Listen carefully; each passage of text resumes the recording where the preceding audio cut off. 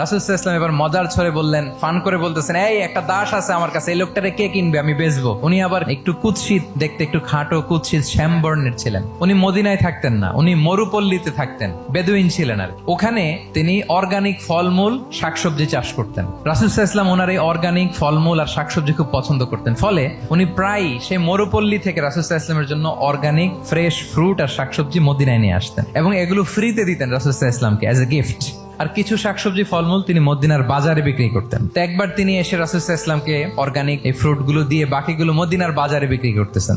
রাসূলুল্লাহ সাল্লাল্লাহু আলাইহি ওয়াসাল্লাম বাজার ভ্রমণে গেলেন, যে দেখে ওই তো জাহের। তো ওনাকে দেখেই রাসূল সাল্লাল্লাহু আলাইহি ওয়াসাল্লাম পিছন থেকে এরকম ঝাপটে ধরলেন। উনি তো দেখতে পারতেছেন না কে ধরলো। উনি বলে, মান হাদা আরসিলনি, এই ছাড়ো ছাড়ো। যখন পিছনে ফিরে দেখে আল্লাহ, রাসূল সাল্লাল্লাহু আলাইহি ওয়াসাল্লাম এখন আর ছাড়াছাড়ি করে না, এখন ওনার পিঠটা রাসূল সাল্লাল্লাহু আলাইহি ওয়াসাল্লামের বুক মোবারকের দিকে আরো লাগাই দিচ্ছে এইভাবে।